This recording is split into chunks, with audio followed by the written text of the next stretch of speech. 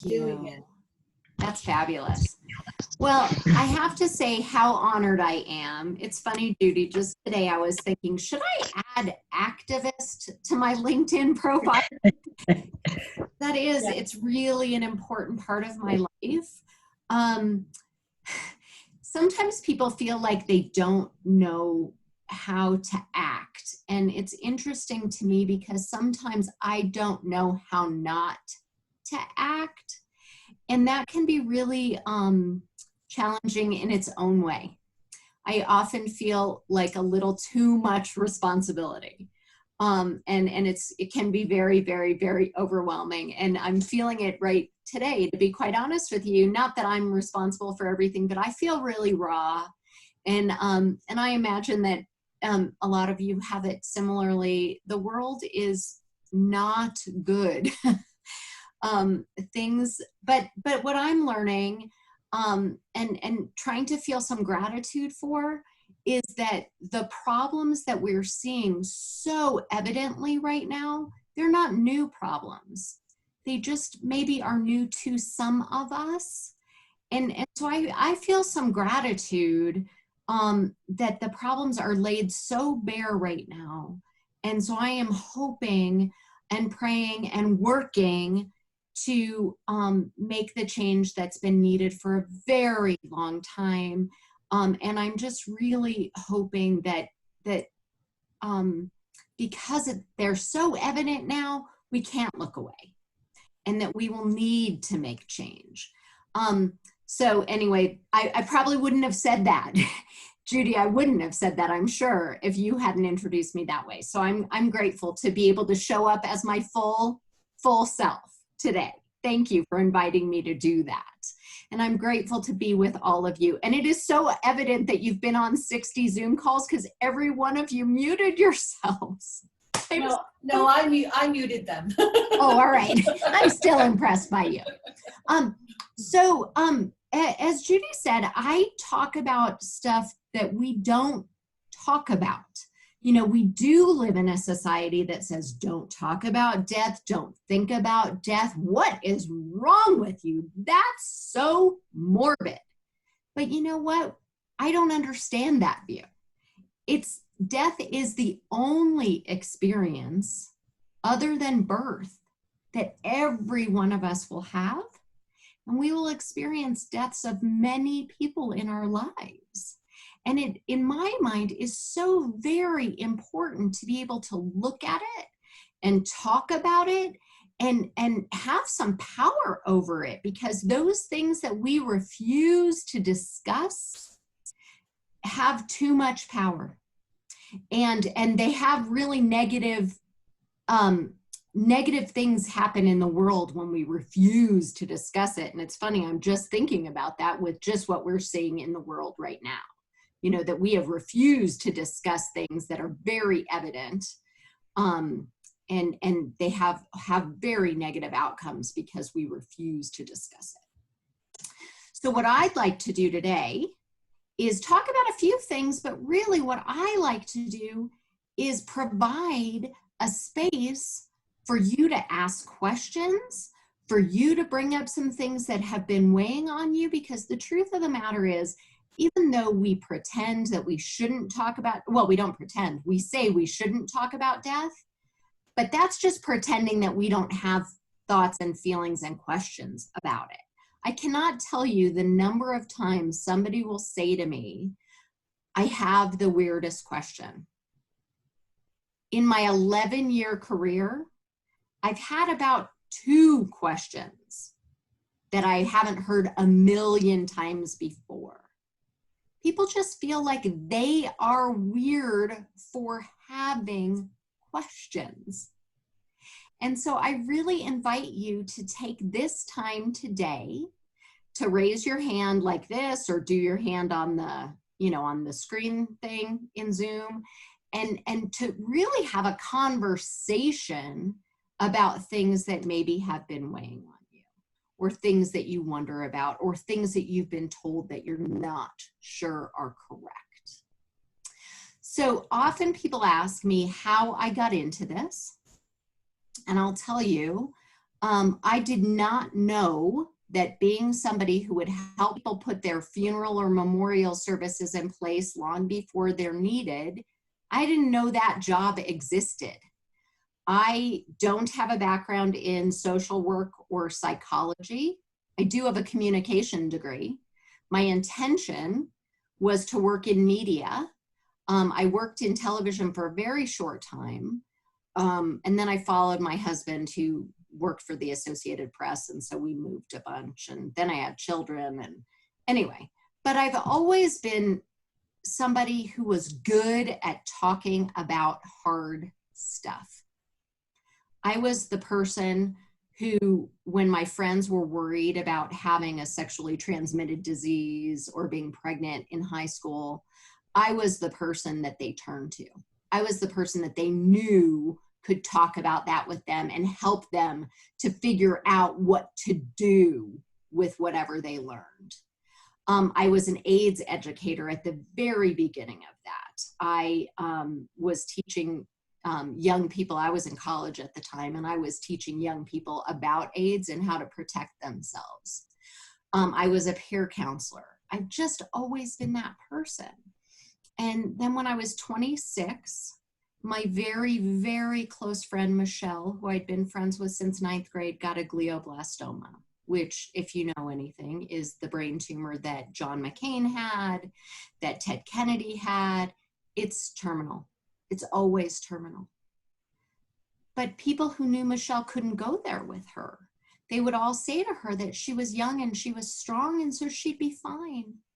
We all knew that wasn't true. She knew it wasn't true. But everybody was afraid to talk about the hard truth that she would die, except me. I have no idea where the impetus, where the words came from, but I went to her and I said, I'm here for you to talk about whatever you need. She had a 10-month-old baby at the time, and I had a 2-year-old baby at the time. And I was able to say, how does it feel to know you're not going to be able to raise your child? That child is now 23 years old and is in medical school. His name is Max. So that, I think, is what really guided me to come to this work.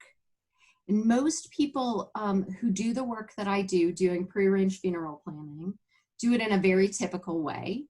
And you might have gone to one of these things. I'm certain you've been invited to one of these things.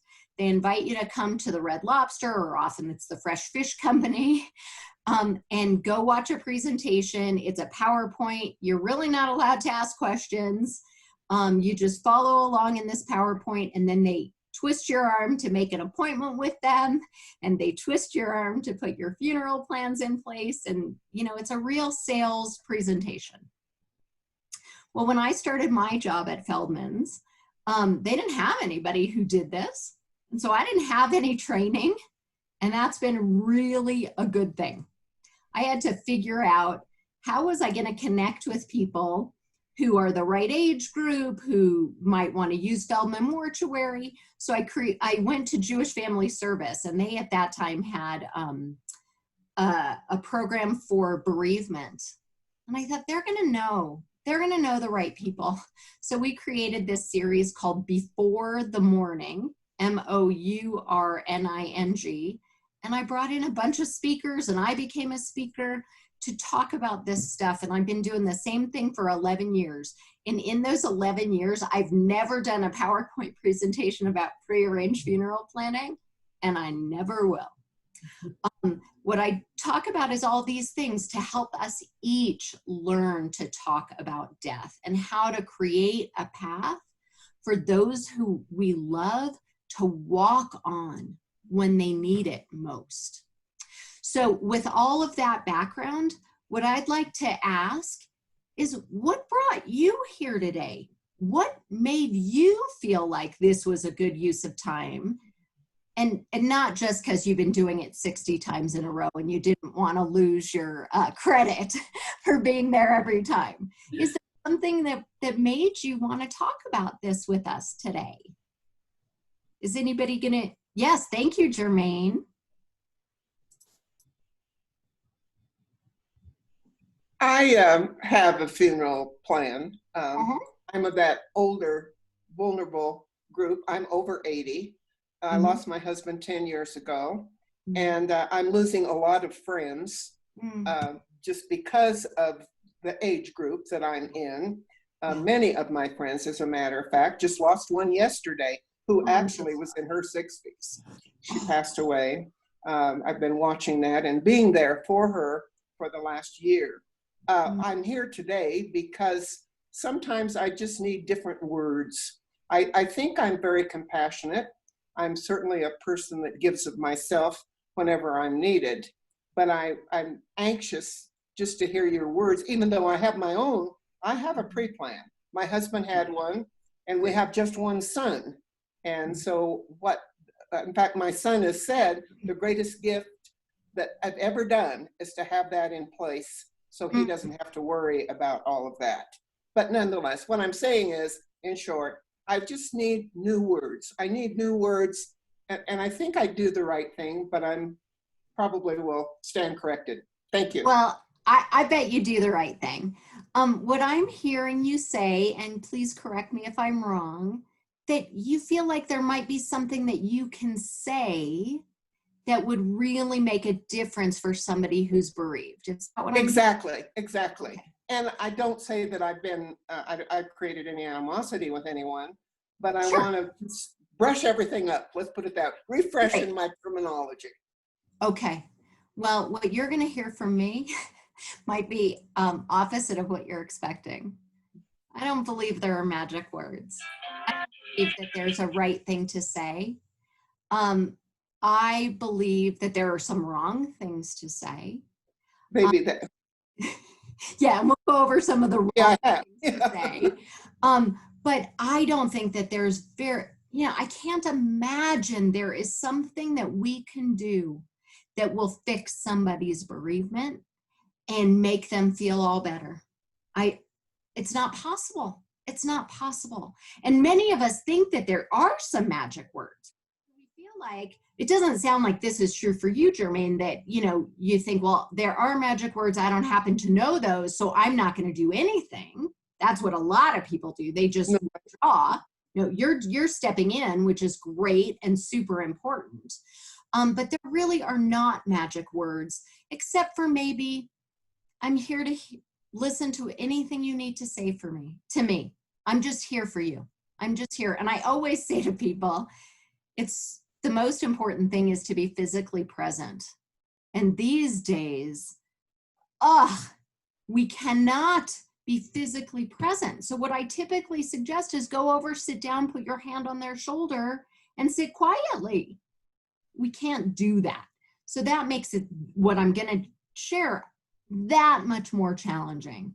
I will say that we will get out of this. I don't know when, but we will get out of this. But it's incredibly difficult to create the connection, the heartfelt, compassionate connection over the phone, over Zoom, whatever.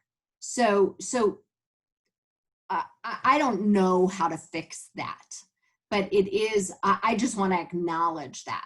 So the things I will say that we shouldn't say are things that many of us often say. When people are in pain, we want to rescue them from that. We want to take away their pain. But what we typically do to take away their pain is to tell them not to feel it. mm, We'll say, oh, at least he died doing something he loved, or at least he's with God now, or at least you have another child. We just see all these things that we just want people to feel better. And so we want to paper over their bad feelings. And that just shuts them down. It invalidates what they're feeling. And it makes us look worse. We don't mean to. We don't mean to. So that's why I say pretty much nothing. If you say nothing, but you show up in a physical way and now over Zoom or with a phone call or whatever, but you say pretty much, I'm here to hear whatever you need to say to the bereaved person, I think you're better off. I really think you're better off. And I'm thinking about this with like illness now. So many people, if they hear somebody had COVID, they'll go, oh, but did he have an underlying condition? Oh, but he was very elderly. Oh, but, you know, they say all this stuff and they're, I think, trying to protect themselves. You know, like if we can sort of blame somebody, and I put blame in quotation marks, but if we can sort of give a reason for why they're in this, you might have seen this, if somebody gets diagnosed with lung cancer, we automatically say, did he smoke? I don't know why I keep saying he as the pronoun. I'm sorry, that could apply to anyone. Did he, she, they smoke? We just want to protect ourselves. And so that, I think, is some of why, that's the psychological framework in which we do this. But the biggest key, I think, in dealing with all of this is this incredible theory that was created by a woman named Susan Silk. She created a theory called ring theory. She was diagnosed with breast cancer, and when she was in the hospital having, I believe, a mastectomy, some kind of surgery, a friend said she wanted to come visit. Susan said, I'm really not up for visitors right now. And the friend said, you know, this isn't all about you. Yeah, I know. But people do that. In fact, I've been in the room. I had a client who had pancreatic cancer, and she came to visit with me, and she brought a rabbi and her sister to do her funeral plan. She wanted to do what your son wanted, Jermaine. She wanted to give the gift to her kids of having a plan in place. So she came to visit with me, and she was sharing some stuff, and she started to cry. And of course I said, oh my God, this is so hard. I'm so sorry. This is so hard. And her sister said, you know, you're not the only one who's in pain. And I thought, oh, I wish this sister knew about ring theory. But it really is that we're not cognizant of the words that come out of our mouth. You know what I mean? We have to be more aware before we speak. So Susan created this theory, and the person who is in the center of it is the one who has the breast cancer, is the one whose husband just died, is the one whose loved one is in the hospital for COVID, you know, think of all the issues. That person is in the center. The people that are the closest to them, their spouse, their children, are in the next ring. The friends are in the next ring. The work people are in the next ring. The acquaintances are in the next ring. Okay, so you can envision this. The person in the middle gets to say anything to anybody, anytime. They can cry, they can scream, they can comfort. Whatever they need is fine. That's what they get to do. That's the only good part of being in the center of that. The people on the outside can cry, they can complain, they can scream. They can only do that to someone on a ring further out. So, you know how people want to say, have you seen my chiropractor? I wish you'd eat less dairy. You know, all of those things that will help you. Say that to a friend. Don't say that to the person at the center. We don't know what's going to help somebody. But there could be lots of things that could hurt somebody. And so I think that that's the key, is to only comfort in and complain out, dump out whatever feelings we have, go out to somebody who can take care of us. You know, then we're the center of our own little thing. Now that doesn't mean we have to show up in a way that isn't authentic. You know, it's okay to show up for somebody and to have your own feelings about it and to be authentic about those feelings. Just don't make the person in the ring, in the center of the ring, take care of you. Does that make sense? Does anybody have some thoughts about that? Or anything else? I'm Joe. My husband passed away almost 14 years ago. And when he was diagnosed, we were told it would be a matter of weeks or months, and it was about 4 months and 2 weeks. And we have a wonderfully supportive circle of friends who often brought milkshakes and came to visit and so on and so forth. But it became apparent that there were, out of all the good wishes and love and support, some visitors were able, if Marty were quiet, they could be just quiet with him. But other people seemed to want to, oh, we need to be in a conversation, let's talk about baseball. So it was almost like there was a burden on the patient, on the person in the center, to be taking care of the person whose intention was to be caring toward him. So we were aware, we became aware of that as time went on, and people would come again. And we could have a little modifying about it. I could say, sometimes he just runs out of steam, and just being here is fine, and thank you, and whatever. But we understood that part. I think that is a great point, and I'm so glad you pointed that out. We need to get comfortable in the silence. It's okay to be quiet. And we also had a family member who herself requires a great deal of attention.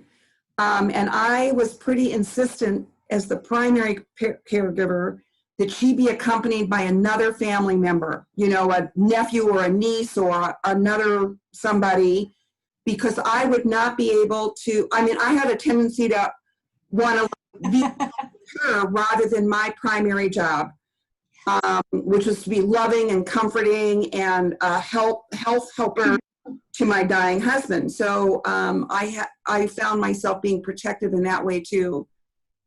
Well, I think that's amazing. I am really impressed that you were able to navigate it in the midst of all the grieving that you were doing and trying to figure it out, to even be cognizant of how do we, facilitate this so people can come, but we can make it work for us. So good for you. That's a great lesson to all of us of we get to have our needs met when we're the center of this, and figuring out bringing in kind of another support person to to navigate some of that. I think that's brilliant.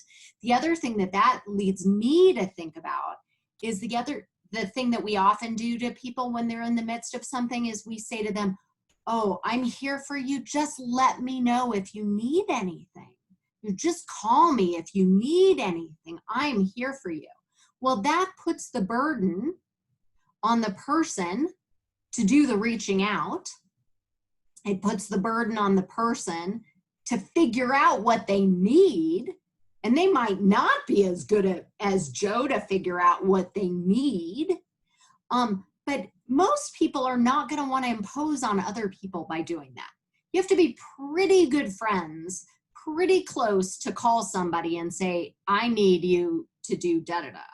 I have an example, and it went really badly, and I stopped being friends with this person. I had a hysterectomy, and I needed Advil, or I think Tylenol, and I called her, and I said, I need you to go to Walgreens for me, and she wouldn't. So she stopped being my very close friend because I realized it wasn't what I thought it was. But, we should never put the burden on the patient or the people closest to the patient to tell us what to do. What I would say is figure out what you're willing to do. What are things that feel good to you to do? Is it bringing a dinner? Is it walking the dog? Is it offering to take the kids to school? Is it being able to take their trash to the curb every week? What is that you are able and willing to provide, and offer that? Can I do that for you? And they can say yes or no. They can say, yeah, that'll work for me this time. I don't want it next time. But offering something concrete, and then, following through when they say, oh yeah, that would be really helpful. That's great. But please don't do things that you don't have permission for. You know, like sometimes somebody might want to go over and clean somebody's house for them, and they throw away something that maybe it's, you know, a Diet Coke can. Maybe that was the last Diet Coke can that our loved one drank out of, and I need it for some reason. Please don't do things that you haven't gotten permission to do. But offer those very concrete things and follow through on them. I really like that, Jamie, about the permission, because, you know, even when outside people will set up meals, you know, when I was going through my breast cancer, now 16 years I'm out, but it was so ironic that we just got so many trays of lasagna that my son at the time said, "Mom, does lasagna cure cancer?" And you know, when you make lasagna, it's the big pan, right? And you know, there were 4 of us, and just every variety of lasagna you can imagine. But I think too that the permission, like, do you need a meal? Like that doesn't seem to happen. It's like almost like church groups or groups of friends or what, like, and they'll do something every day, and even things like flowers and, you know, all of these things that it becomes a job to manage for the sick person. And I think that's what people don't understand, that probably what you were saying before, that putting your hand on someone, that physical touch, because people don't realize when you're sick, even though it's not contagious, people stop touching you.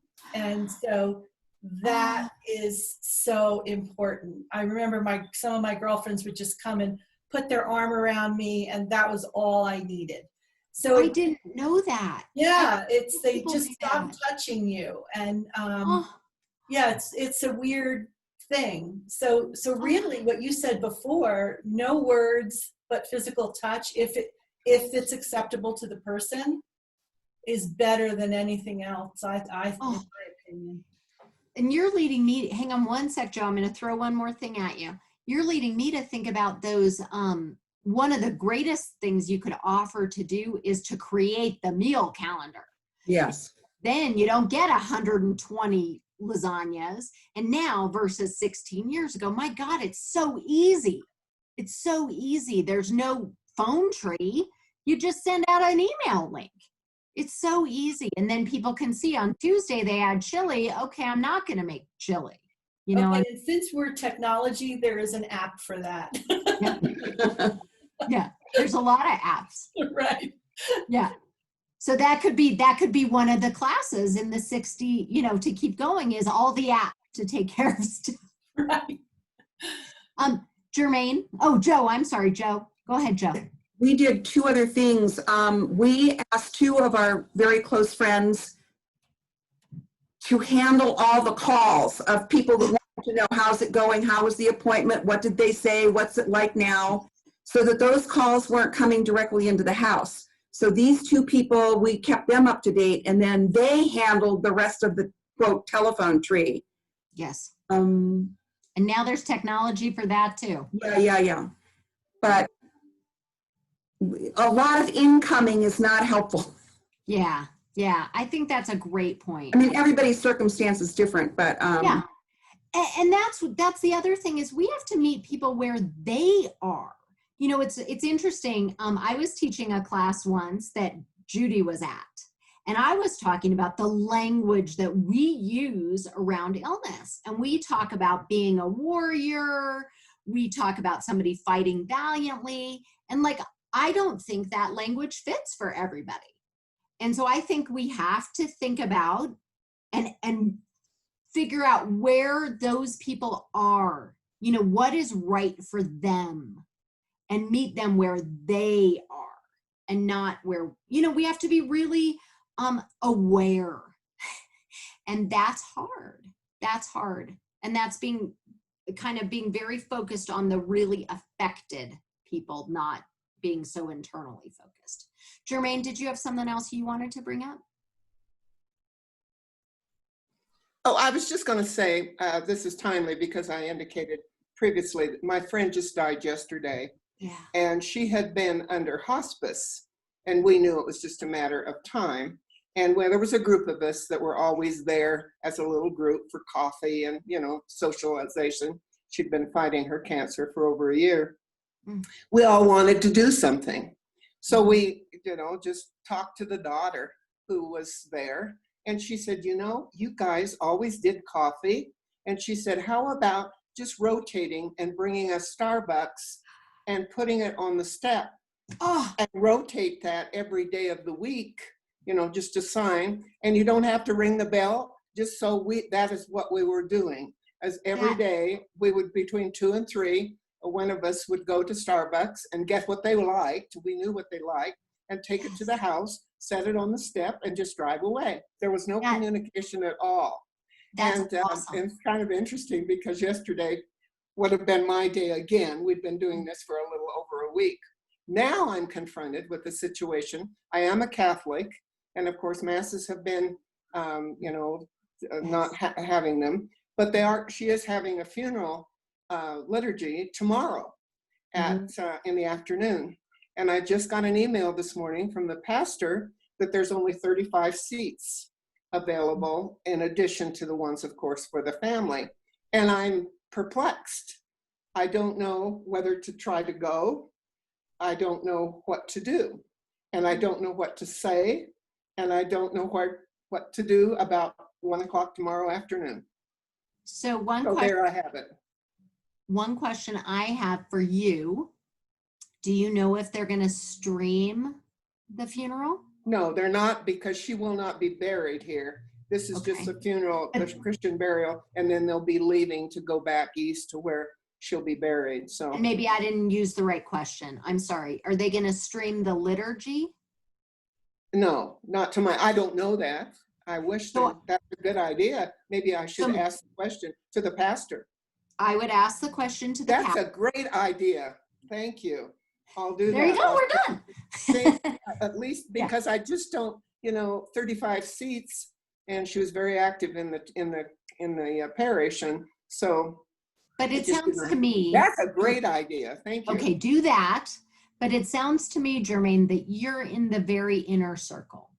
So I wouldn't be so, I mean, and I want you to be safe. You're in, you know, I want you to do what. And that's another problem I'm having myself. So you should do but they could probably stream it. It's easy. We've been doing it at Feldman's.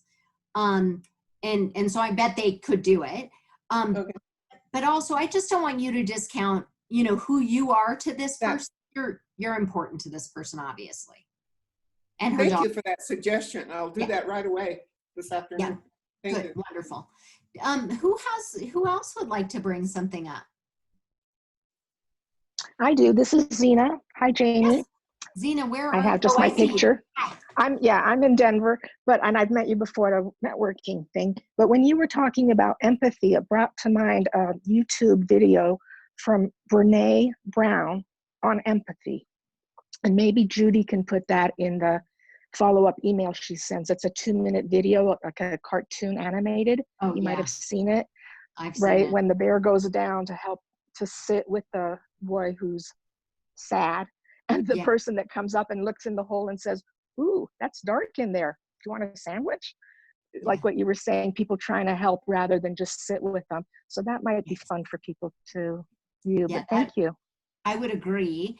Also, I just did a video.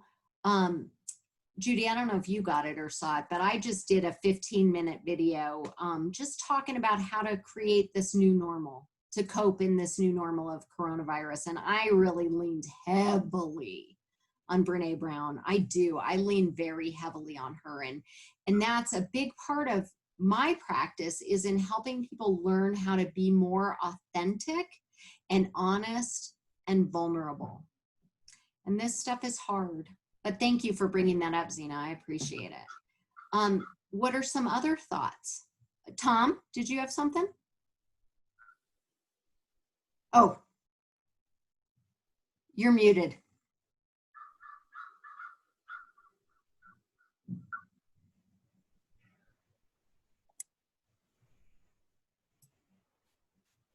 You can hear me now? Yeah, now. No, I was just waving to my wife. She's leaving. Oh. Hey, does somebody I else hope have something? I wish she was leaving for good, but unfortunately she should Oh, not. stop. Oh, that's not how you feel. Iris, did you I have couldn't something? resist it. I'm sorry, what did you say? Iris, did you have something you wanted to share? Oh, I oh, did. yeah, after everything went away, I had to come back. Well, it's what I wanted to say had to do with touch. And I was talking about groups that I belong to, and after someone has lost, has had a death in the family that we know about, when I see them, when they come back to the meeting, all I do is just give them a big hug. Thank you. I have to just underline something that you said. I don't know if you even noticed that you did this, but you said when somebody's lost someone, when they've had and changed it to when they've had a death in the family. And I have to say how grateful I am that you did that. I'm a big believer that we need to be using correct terminology. I do too. Yeah, thank you. It's so important. I think that how we talk about death, we say somebody passed away, or they passed, or we lost them, or they transitioned, or whatever. Those things can all have meaning. And again, we got to meet people where they are. Mm-hmm. I also think we should be using correct language, that somebody died. And, it's like years ago when we used to use little euphemisms for children's body parts. And then we realized that put them in a precarious position. If they didn't have correct terminology, they thought they weren't allowed to talk about those parts, and God forbid something happened to them, they couldn't share. And I think that that's true with death too. I think that the fact that we use these euphemisms leads us to that whole idea of we can't talk about this. So I really honor that you switched to saying had a death in the family. So thank you for doing that. Okay, let's see, how do I do this? Lois, did you have something you wanted to? Yes. Speaking of that, I had an experience in listening to a speaker from the Sioux Indian, the Rosebud tribe, and he was talking about how the Indians they were much more open about death, and he had a visitor come to the teepee or to the place they lived, and the person said, what are you doing? And the older man said, I'm just getting ready to die. And it was shocking to the person that came to visit, because we don't say it that way. He's putting things in order. But that was one thing that when you said just be more open about it, it's going to happen. Let's just get real about it. That's right. And you know what? It's going to happen, and we don't know when. I've spent the last 11 years trying to help people to understand that we are all mortal. And I think that this virus has really smacked some people in the face. And at first, I think that was kind of a good thing. And now I think it's so scary that it's really made people be even more in denial, a lot of people. So I do think it's so important to understand we're going to die someday. We don't know when that is. Please God, it's the way we all hope. We're 97 years old, we're asleep, and we just don't wake up one day. But we don't know. We don't know. And so getting our things in order, having our advance directives, having our funeral plans in place, having those deep, important conversations with the people we love, all of those things. We got to be doing those every, just always do that kind of stuff. But I think we also have to be persistent about it, because when I mentioned it to my son and my daughter, well, let's not talk about that now, or let's not go there. I mean, they don't want to talk about it right now. So I have to kind of keep at it. Another thing I was going to say about like putting the burden on the person, that's when my mom was having cancer, and we were in the room and went away for a while. We came back, and my aunt came to visit her. Oh, what did Vern say? Oh, questions, questions, questions. It's like, don't make me think. I think it was like putting a burden on my mom she's supposed to answer all these questions because my aunt was asking her all these questions. But no, she just wants to rest. She doesn't want to have to entertain and give information. Mm-hmm. Right. Who else would like to ask questions? And please feel free to ask any pragmatic questions if you want to know about green burial, if you want to know about cremation, whatever. Carol Lee? Can you hear me? Uh-huh. You know, we kind of get mixed messages about how positive, you know, stay positive, and you get these studies that people who are positive, who have a strong belief, and so it's sometimes a little tough. You don't want to count someone out who's in there fighting, and I think that's up to them. I guess that's how you turn that over to them and what they need. I really appreciate hearing that message. But we do get these messages from TV as these people are living over 100, and you know, it's my cousin, he had terrible cancer, and miraculously after all these treatments he was fine, and now a year and a half later it has come back. But at the time it was like a miracle, and so we do have these mixed ways of trying to keep our minds good. Yeah. Anyway, I hear just what you're saying, and I think that puts a lot of pressure on people. That whole idea of they fought so hard, or you're a warrior, or you're going to beat this. Again, like I said, some people, that's a really good thing for them. The thing that upsets me about it is in a lot of cases, or at least some cases, they're going to lose. So to see that kind of, you know, me versus this thing that is in my body, I hate that. But again, like, I think Judy shared at that time that it meant, and Judy, if you want to speak for yourself, please do, but it was important to you to use a certain kind of language. Yeah, definitely. Yeah, and you know, this whole thing about whether you survive something or not, it's all a crapshoot, you know, in my opinion. And we don't know. Everybody's so different, has so many different sets of circumstances. Our bodies are made differently. But, you know, I never look at it as survival. I kind of look at it as, I got like 16 bonus years and I'm going to enjoy them. So I just happened to be born at the time in history where technology worked. It did. You know, somebody could be just like me in another, you know, time, and they wouldn't have had the same outcome. Actually, you know, a woman that I worked at Food Bank of the Rockies at the time, and we both got it within a month of each other. And she chose a very different path of non-traditional medicine and did everything she could, and talk about fighting.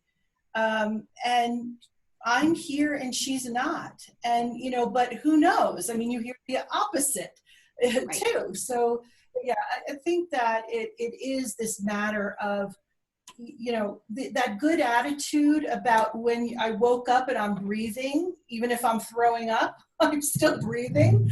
And I'm going to try to get what I can out of life that day. So that positiveness, I think, helps, but I don't know that it cures you. Go ahead, Carol. Well, and that also is who you are, right? And if something, you know, it has to fit into who you are. So I think it's super important. But the media, or not even the media, but you know, they say there are studies that people who have, you know, a strong faith or they do better. But what does do better mean? And there's a quotation, and I can't say it word for word, but I'm sure you guys have heard it. I am not guaranteed that everything will turn out okay, but that however it turns out, I will be okay. And wow, there you go. Yeah, so that's kind of with less. We're not talking about imminent death, but you know, things happen to us. We're not guaranteed through prayer or whatever that we're going to get our way or that's going to turn out okay. But we're going to be okay because we can handle it. Yeah, and figuring out what that means to be okay. And I think think that that leads me to think about Viktor Frankl. Shoot, I can't think of the name of the book. Les Miserables? No. It's Yeah. something meaning. It has meaning in it. I'm gonna jump away from that for a second though, because I'm looking at our time and I want to talk about two things. One, somebody you said you can see wants me to talk about cremation and what to do with ashes. I'm going to do that in a sec. Does everybody know this book? Yes. No. One Day Being Mortal. So, Carol Lee, I think this speaks a lot to what you're talking about. Our system, our medical system is really set up to say, thank you, ma'am, search for meaning. Our medical system is really set up to say, do more, do more, do more, do more. We have this treatment, so you should do this treatment. It is also geared to the idea that what's very important is that we all be safe. And so that's why people are forced into retirement communities if they don't want to do that. They're forced to have treatment. I'm going to put forced in quotation marks, but pushed really hard because we're so afraid of death that we feel like life, no matter what that looks like, is better. And I don't know that that's true. And we don't always talk about what the alternatives are. You know, like if somebody has some sort of diagnosis and there is a treatment, but maybe that treatment is going to make every day very painful and awful, but they're going to have 3 months of it and they'll get 3 months more of their life. Is it worth doing that if they could have 3 weeks that they could be doing everything that they want? So what we have to be willing to do is think about what are our goals in life? What is it that we want to accomplish? What is important to us? And how do we make those things happen? And how do we make those things happen in the framework of whatever is happening to us? You know, if we get a cancer diagnosis, we'll do what feels right and in the framework of what our goals are. But the biggest problem that I see in our medical system is are very few doctors who will say, what are your goals? Let's try to meet them. Most doctors are afraid of death as much as everybody else is. You know, they spend many, many, many years training to cure death or keep death at bay. And like, I have heard like 4 hours to learn to talk about death. And that's why most people who get hospice care don't get it until a couple of days before their death. And they really miss out. Most people who are on hospice live longer than people who aren't, but the vast majority of us see hospice as giving up. It's not giving up.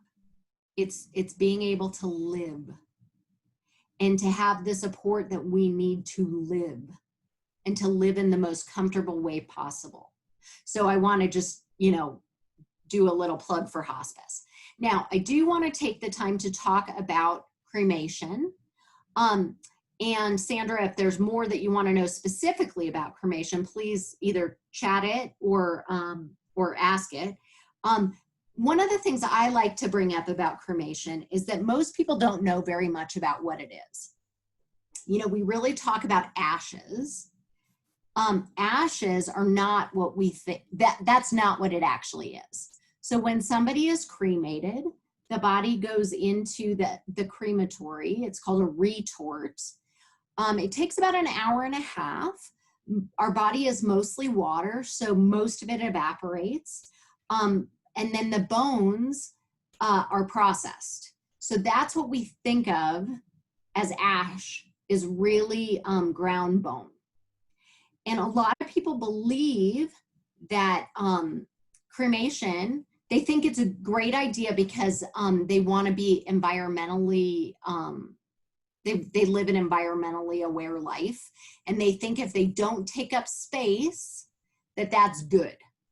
But cremation actually isn't the most environmentally friendly way to do it. The best way to care for a body in an environmental perspective is green burial, which is no embalming, a biodegradable casket. If the cemetery doesn't require a casket, no casket at all is okay too.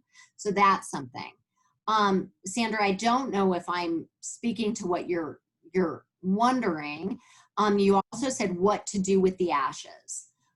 I'm a big believer in doing something permanent with the ashes. I am a big believer in burying them or putting them in a niche or having them in a columbarium, having a place to go. I am a big believer that having a place to go is really helpful to people who love us. And it is helpful from a historical perspective as well. If any of you do anything with genealogy, you know that a lot of the information comes from a headstone. And if there is no headstone, no memorialization, nothing, it's really like that person never existed. So I'm a big believer in that. Sometimes people scatter cremated remains. If you do that, please do it in a really environmentally aware way. If you dump them out on plants, the plants will die. So you need to scatter them fully over a lot of places. I also just learned about something the other day, maybe yesterday. So I don't know a ton about this yet, but they will take the cremated remains and turn them into stones that you could hold. And I was talking to a friend of mine who has, her son died of suicide, and she keeps his cremated remains in a little packet in her bra, and she scatters them out lots of places wherever she goes. But I said to her, would it really feel good to you to have this tangible thing that you could hold? And she thought that was a beautiful idea. And I believe it's called parting stones. You don't have to have permission, or excuse me, if you wanted to scatter in a national park, you can get permission to do that. There are forms that would allow you to do that. But just be really aware of where you do it. And if you do it as like a ceremony, put somebody in charge of that, because you want it to have some ritual attached. And I am a big believer in ritual. So many people say to me, I don't need a funeral. When you're dead, you're dead. And I believe them. But the funeral, the memorial service, the ritual, it's not for that person. It's for the people who love them.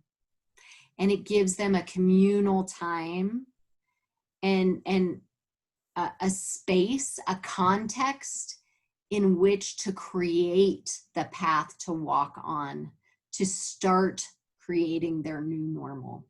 And it's super, super important. Can I share the screen to show this solid remains? Yeah, please. Tom, I think you got a new business here.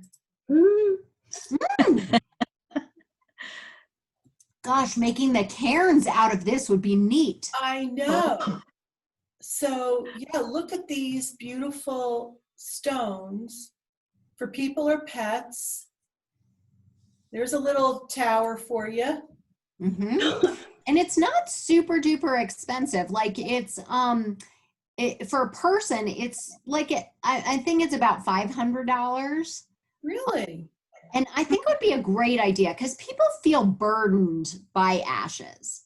If the person who died didn't give instruction about them, people don't know what to do. They can't throw them away. They're not trash, and they feel burdened by it. So I would encourage something like this. I encourage, again, the place to go. Interesting. I put something like everything this. You've been saying, I put in the chat, so we'll be able to investigate this. Yeah. Yeah. Wow. Very interesting. I like that. Yeah. Well, we're at 12:30 and I want to honor everybody's time. I'm happy to stay longer if people have questions of me, and I'm always available, and Judy knows how to find me. I have a TED Talk that if you're interested in seeing, you just have to Google my name. And I have another talk that is about ritual and why that's real important. And I am just really honored to spend this time with you. and really appreciate you coming today. And again, if I can do anything or be helpful Joe had a question, Jamie, about, can you talk a little bit about DNRs? Absolutely. So they're going to be part of our advanced directives. You know, a do not resuscitate is, there's a couple of times that you might really have it be used. So the biggest issue with it in my mind is if God forbid something happens and they call 911, the EMS, the emergency people, will almost always perform CPR if they think that it would bring you back. And so it's important to have a DNR if you want that, do not resuscitate, on your fridge. Some people actually wear bracelets. Some people tattoo it on their chest. CPR doesn't work for many people. It depends on who you are, what your age is, what caused you to have your heart stop. But if you're an elderly human being, usually it just causes broken bones and doesn't bring you back. So it's really something to think about and to talk with your doctor. And Judy, you might want to bring in somebody, I'm not an expert in this at all, but there is a form called the MOST form. Mm-hmm. And somebody could talk about that, and that actually becomes doctor's orders. So a DNR could go in your record as doctor's orders. And the MOST form is going to have some other stuff too.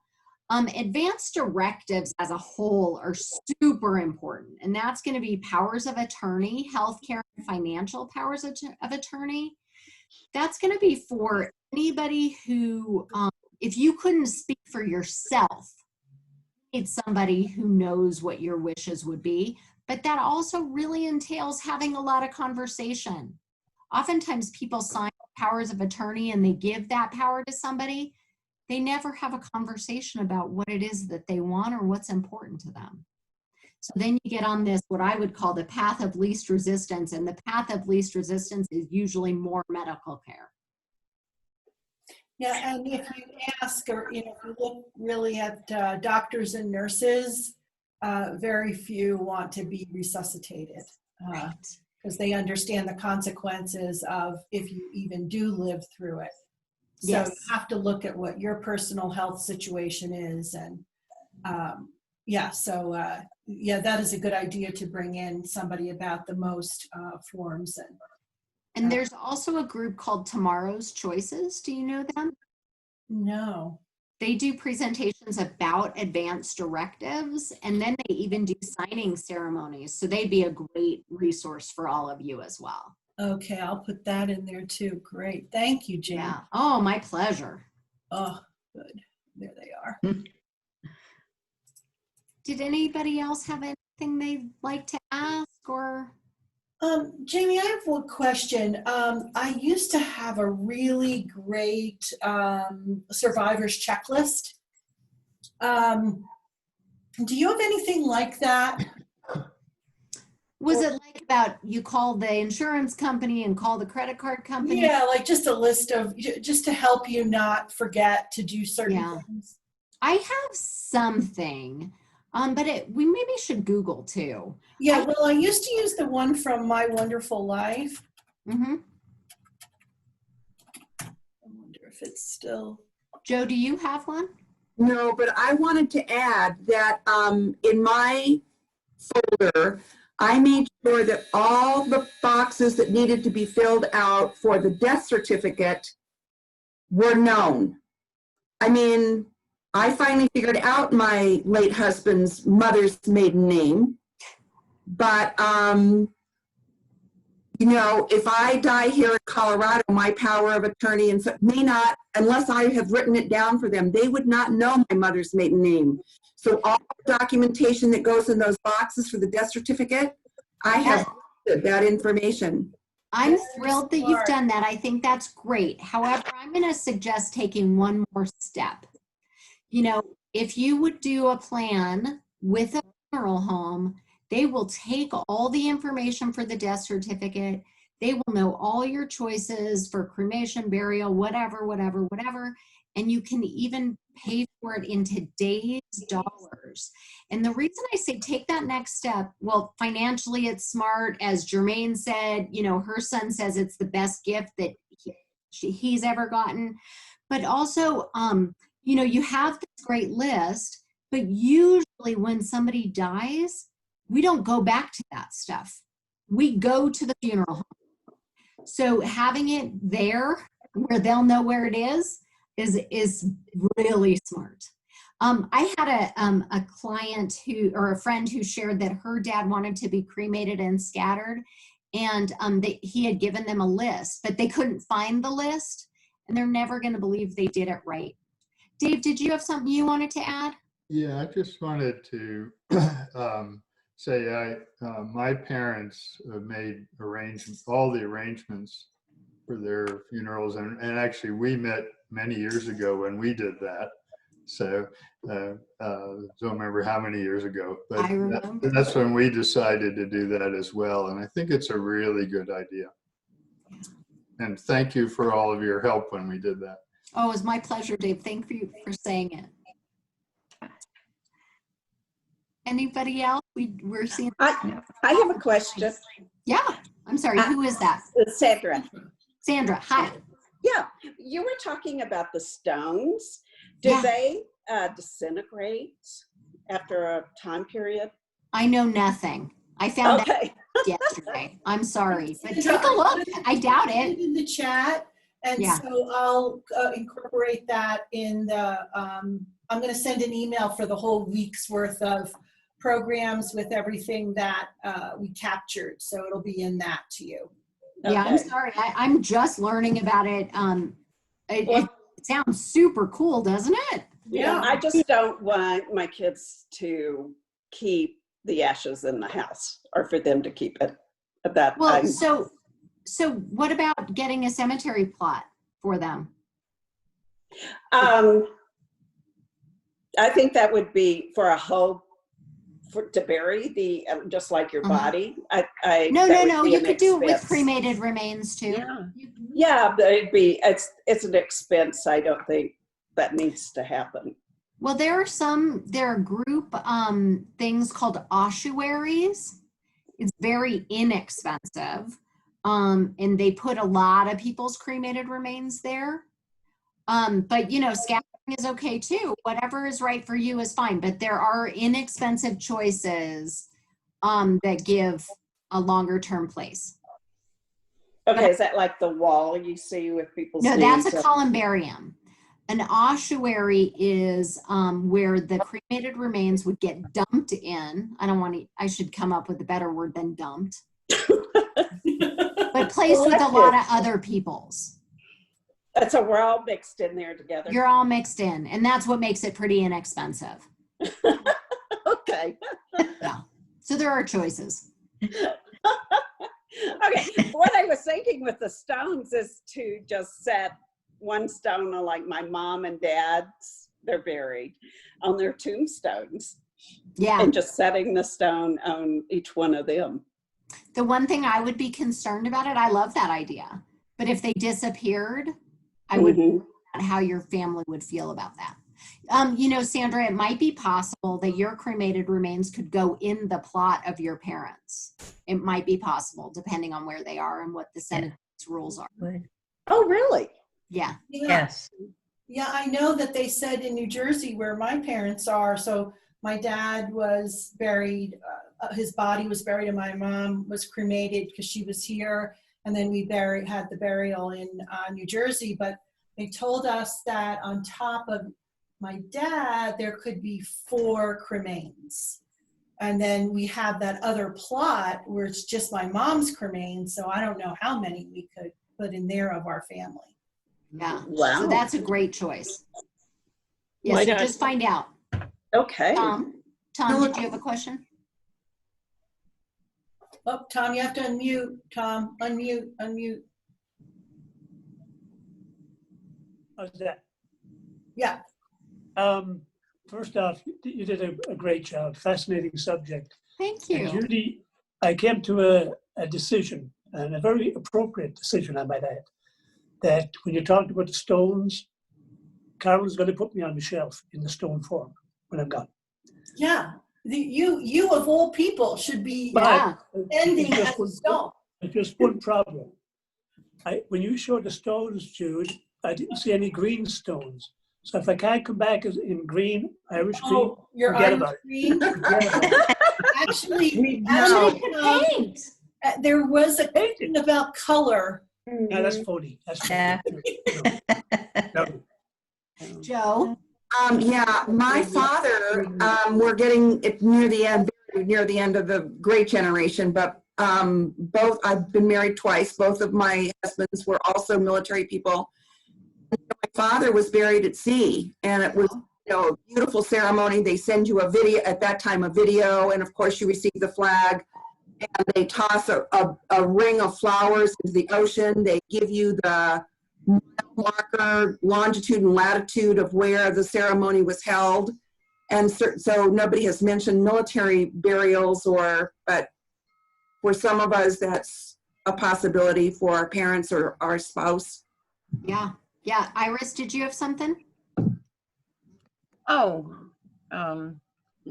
it had just that I have plans. I already made arrangements for my burial, but all the there's a space where my parents are buried in New York, so that would be up to my daughter to make that trip. But then her in-laws live in New York, so that's not a problem.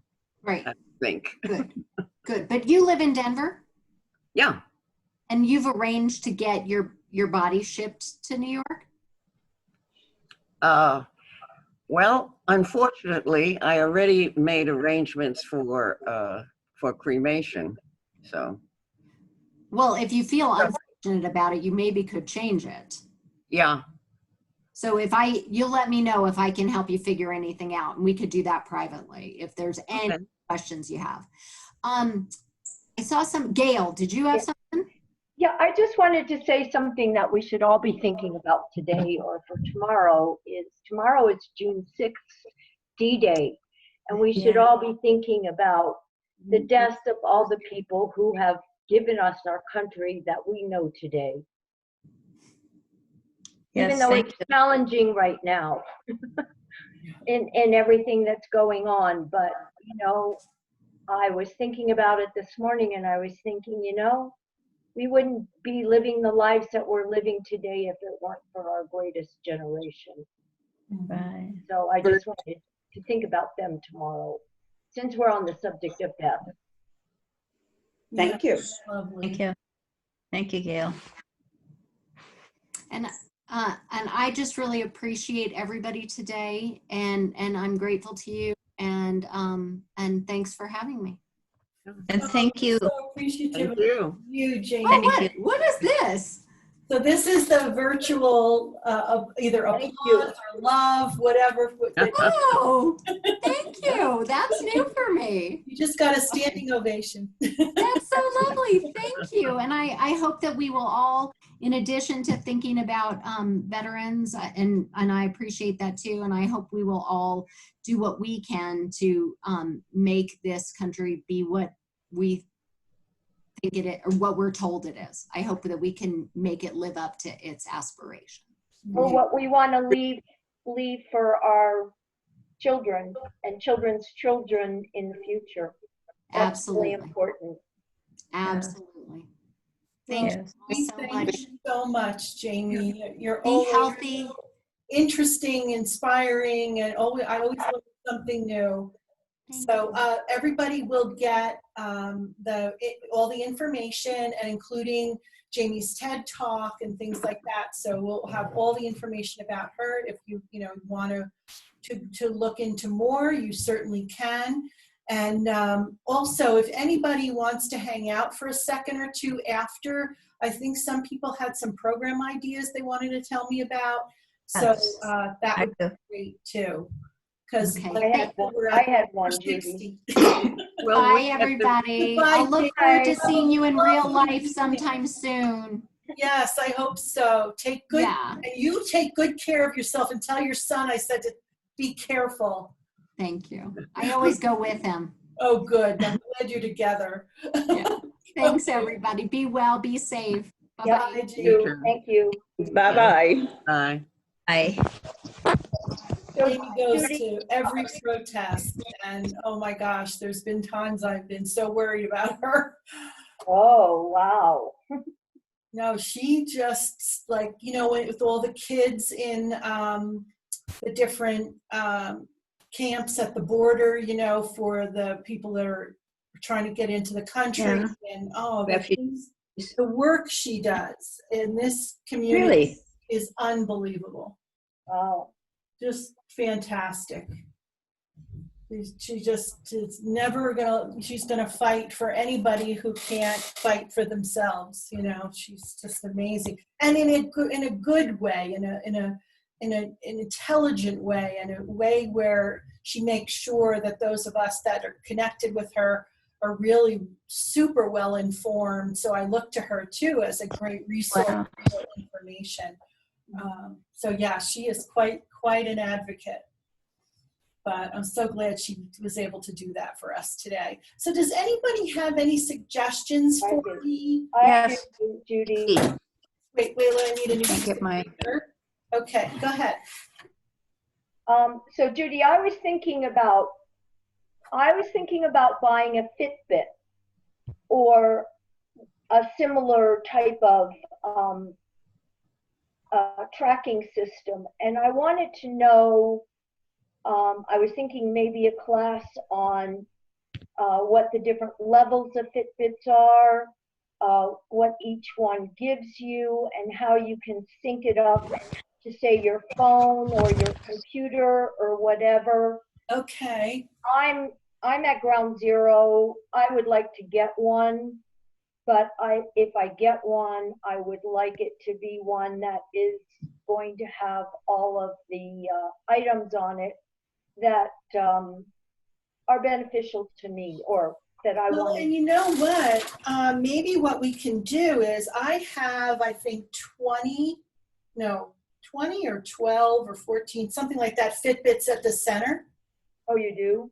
And what I'm wondering is if we could do a gloved handoff, meet at the center for a group who signs up, who doesn't have Fitbits and wants to try, but then the people that do have Fitbits, or people who just want to come on and just learn, we can do sort of a combination.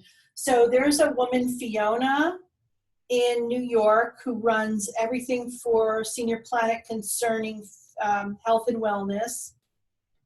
And I'll ask Fiona if she'll do a class for us on that.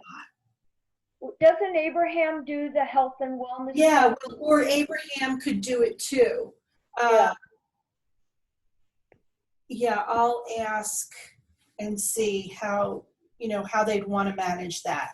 But yeah, so they don't, they're not ready to do courses per se, but I think we could do, maybe a small series, just like maybe it would, I don't know if it would be enough just for an hour, or we would need a couple hours, need two times. I'll ask them though what they recommend. Okay. We could just do it start with our regular hour, and then just as an introduction to them, maybe. Yeah, as an intro, and then see if we want to go further. Okay, I will do that. I'll set that up. All right. Anything else? Oh, Judy? Yeah, go ahead, Lois. I and just. Andrew Romanoff, we want to schedule him. Yeah, now he and Hickenlooper are having a debate. I think it's televised on June 9th. But can I forward that to you at your email, that information? Yeah. Yeah, his ad came on TV today. I saw that. Channel 4, I think, anyway. Yeah, No, but I'm been really, on for a while. I really think he's a great candidate. and I don't think a lot of people even think about him, because the Schumer and the Democratic National Party, they still talk about Hickenlooper because that's who they know, I guess. But Yeah. But anyway. he kind of shot himself in the foot with his comment about I wouldn't be a good senator. And then he's running like that. Know they're gonna go after that big time. He doesn't have a lot of enthusiasm like Andrew's, just like, and Andrew's always got and he's got a good sense of humor, kind of a, he's serious. And he worked with the Southern Poverty Law Center, and he went, he headed mental health of Colorado, and went to Nicaragua and worked with and taught there.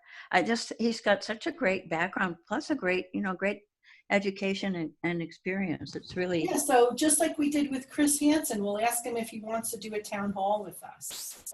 So. Yeah, I wish we could do it before the primary, but I don't know. The primary, it would have to be Monday.